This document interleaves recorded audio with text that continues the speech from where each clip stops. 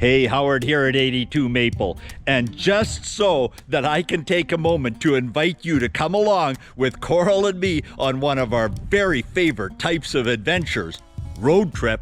I'm out here sacrificing my body in 8 degrees above freezing. All because I think I'm too lazy to put a long sleeve shirt on. But I've got my colorful big white ski hill toque on, and let's get on with it. We're going to travel 500 kilometers, I don't know what that is in miles, over the Coquihalla Pass, through Vancouver, up the Sunshine Coast. Hey, this is going to be a bit of a planes, trains, and automobiles, except that it's going to be roads and ferries. Where we're in quest of a tiny home to add to our little property as an additional guest house. So hang out with us. I hear there's a lot of smoke up on the Coquihalla, smoke that's blown over north from Washington State and on the Canadian side from Manning Park. So we're going to jump in our trusty Lincoln Aviator. We've got those snowflake tires on, and that vehicle is incredible in any kind of snow conditions. It is just a beast with that long wheelbase and low profile. So jump in the back seat here and let's do this. There's not going to be a lot of commentary, but there's going to be lots of sights and sounds. What you're going to see is some construction equipment that's still repairing the damage from a flood that wiped out the roads entirely on the Coquihalla Pass. I'll put some information in at some point during the video. And there's also a pipeline crew up there laying pipe. They're going to be laying that pipeline all winter long. So, hey, between the smoke, the road construction, there's going to be a bunch of construction zones. I can pretty much guarantee that. And the pipe laying equipment, you're in for a great ride. And thanks for jumping in with us.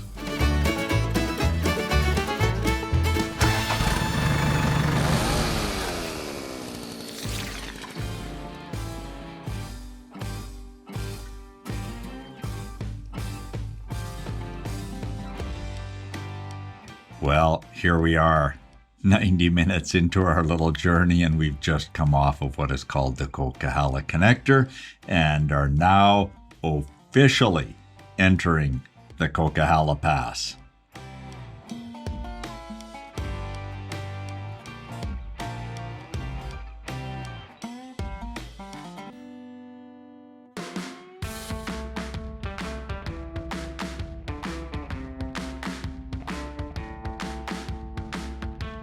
Hey, this is a long, slow grade out of Merritt, BC. Coral at the wheel, speed limit 120 kilometers an hour or 75 to 80 miles an hour. Watch out for these slow-moving trucks. They're going a lot slower than you think.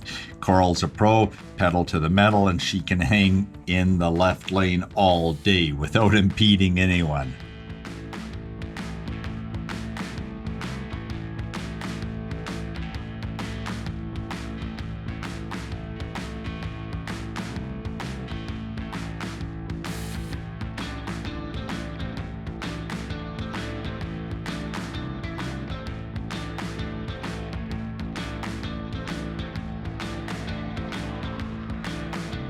Well, here you go. You can start to see that smoke I was talking about. It's palpable, and already it's like literally standing over a damp wood campfire. So here we are, 45 minutes on the Coke, and here is the official summit rest stop. This started as a toll highway in 1986, and this is the old toll booth location.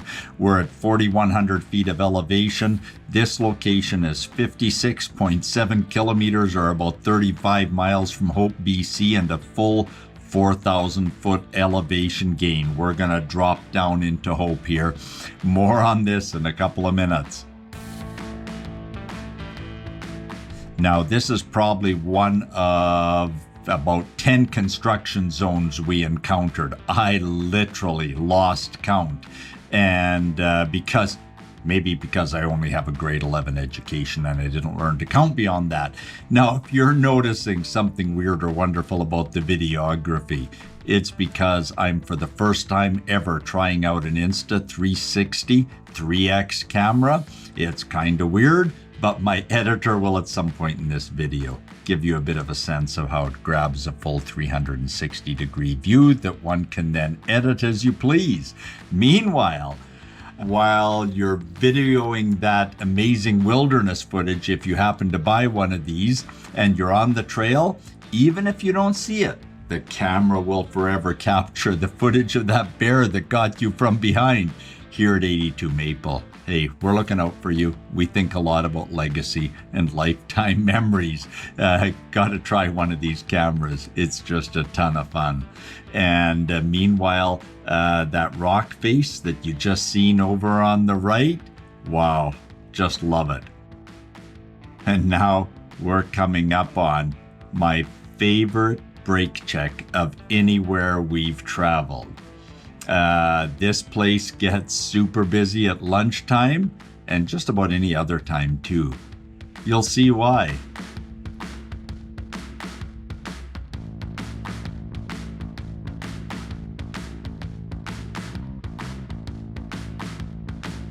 Up here, you're going to see lots of these 1-ton and 2-ton hotshot trucks supporting the pipeline and the heavy haulers. And it's lunchtime. Gotta love that menu. We literally never pass this place without stopping.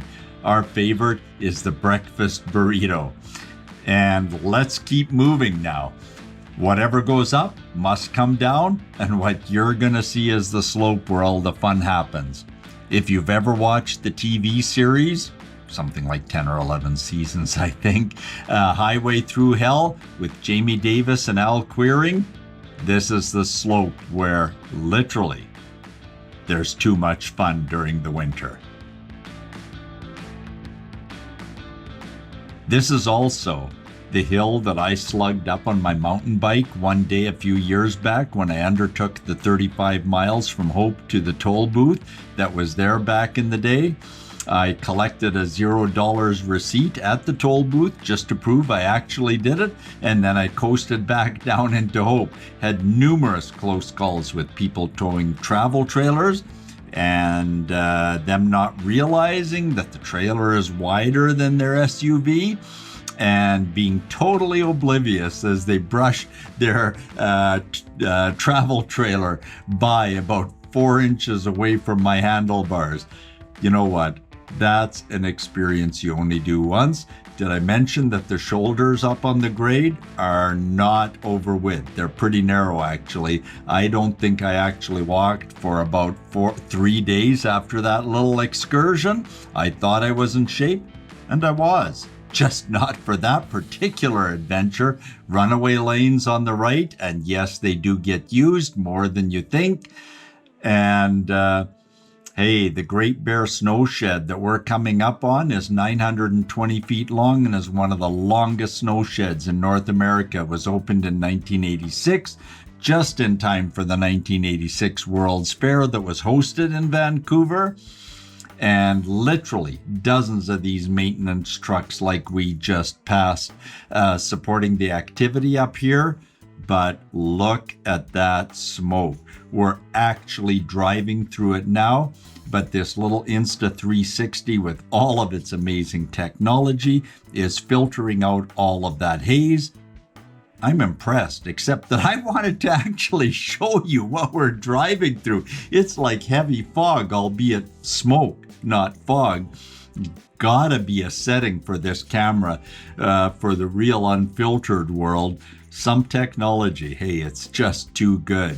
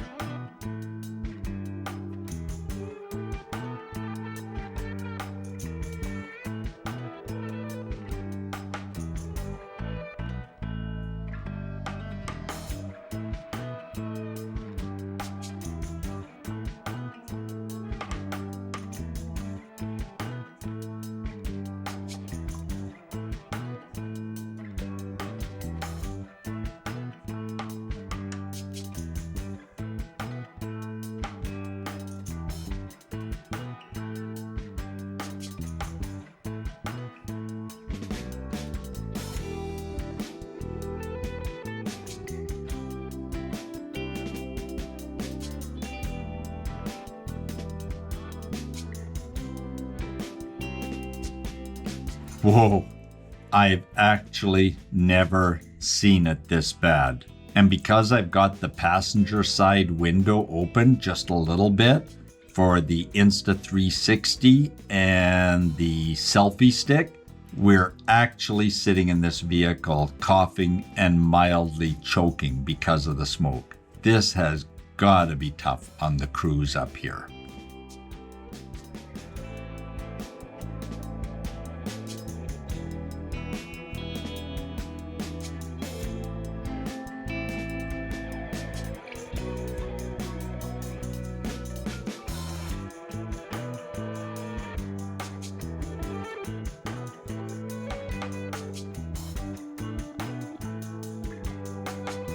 Literally dozens of these 7-axle units up here.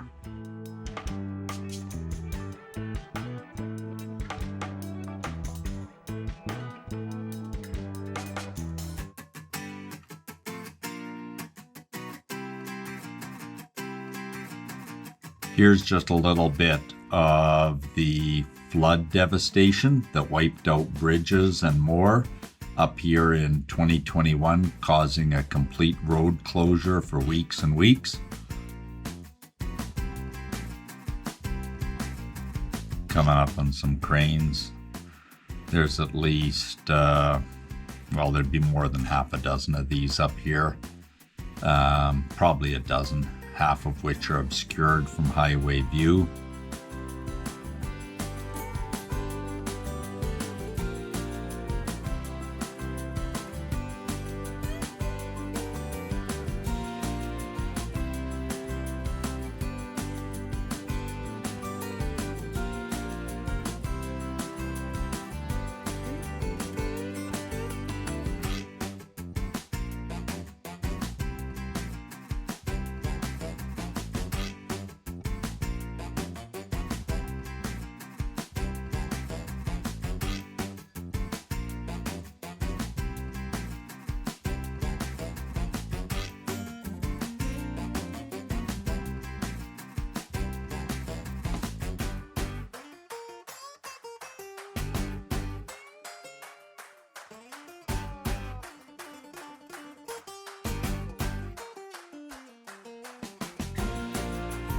I really want to take one of these track hose home. Coral has her goats. Come on, fair is fair, right?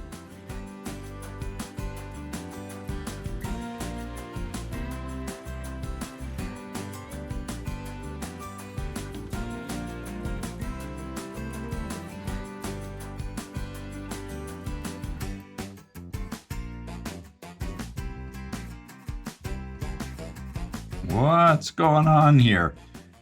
Coral is clearly off her game. No one ever passes her. She's the passer, not the passee. I'm gonna have to wake her up.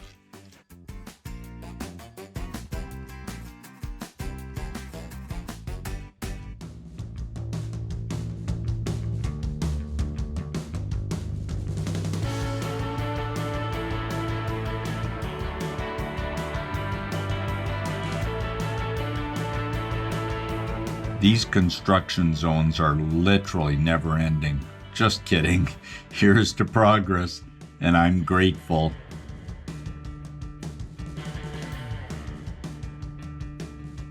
Wow, look at all that rock ballast. All freshly placed and pretty. Hey, we need to pull over, Coral, and take some of that home for our creek.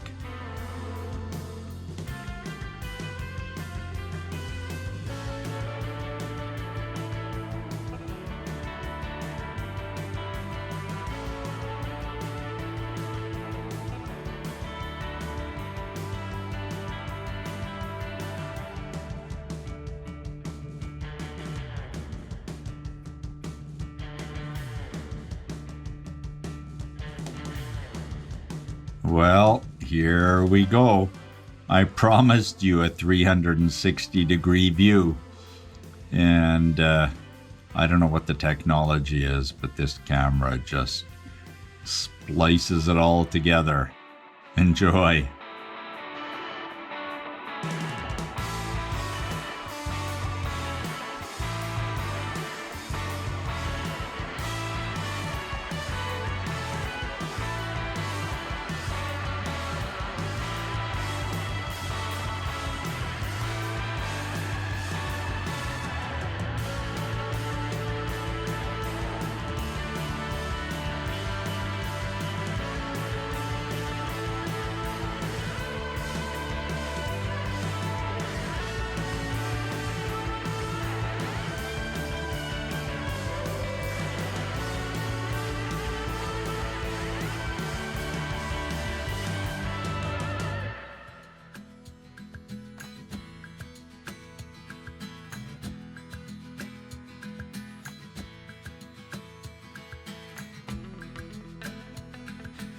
And, yep, here we go.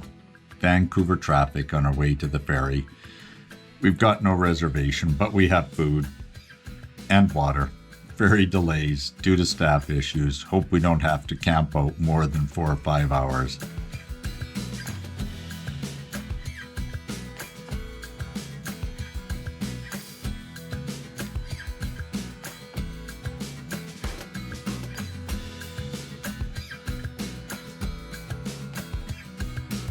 Okay, first the tunnel, then the bridge. You'd think we were in a big city or something.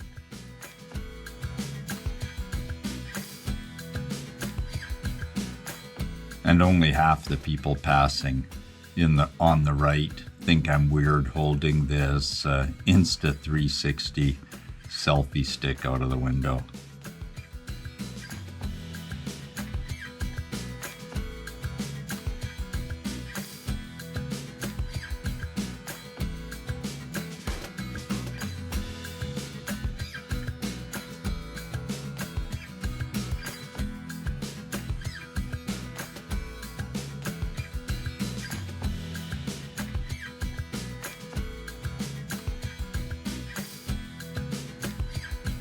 Well, here we have it. Some call it the Second Narrows Bridge. The radio stations in this area, out of respect, call it the Iron Workers Memorial. Because as the bridge was being built across the Burrard Inlet in June, about the 17th, I think it was, of 1958, 3 years after my birth, a collapse during the construction project claimed 19 lives. It remains the worst industrial accident, I think, in the history of Vancouver. Hey, rest in peace, iron workers. Rest in peace.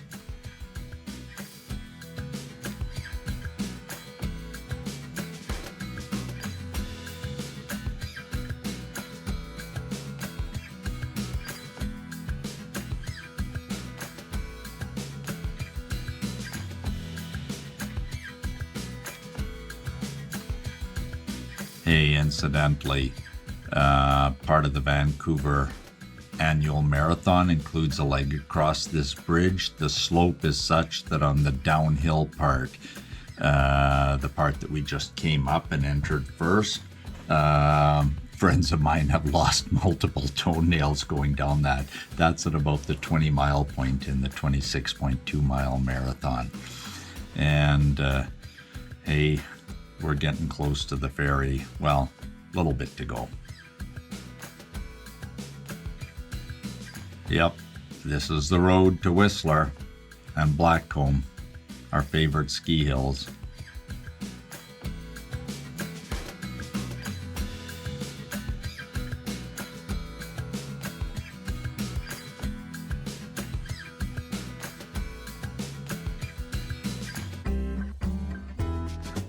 And here we are, queuing up for the ferry to the Sunshine Coast and our destination.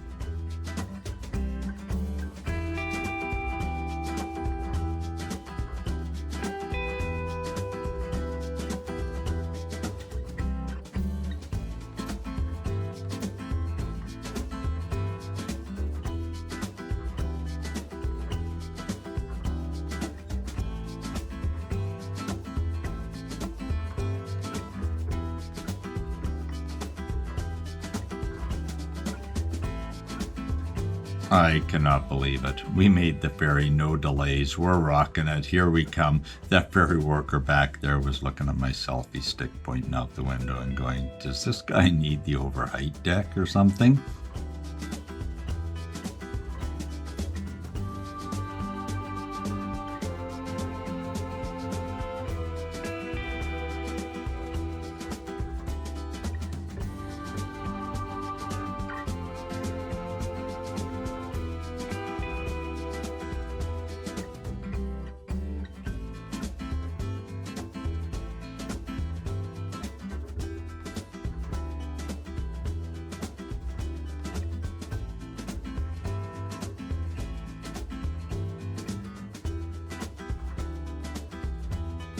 Okay, and this is the morning after, and there's no better way to start the morning after some great accommodations on the Sunshine Coast. Let's do this. Wow, is it my imagination or is my Insta360 suffering the effects from last night's wine? I don't know that it's parsing all of this information well. Clearly it was enjoyable for the camera. And this is us. Here we are, 16 by 8 feet, all for $90,000, complete with air conditioner. Are we taking it home? Well, here's the deal. These things are sold out up here. Why? Because the baby boomers have retired, but they're not leaving their homes. Who would if you lived here, right? But this community, like any other community, needs doctors, nurses, teachers, mechanics, and other trades, and there's literally no affordable housing. Apparently, the newest doctor in town is now ensconced in a 30-foot travel trailer indefinitely, right through the winter and beyond. Such is the housing crisis. What's new, right? Okay, we came, we saw, and we're headed home for the return ferry. But just look at that view. Was talking about those baby boomers that aren't leaving. Hey, if you lived here, worked here, and raised your family here, would you leave? Particularly with a view like this. Well, there we have it.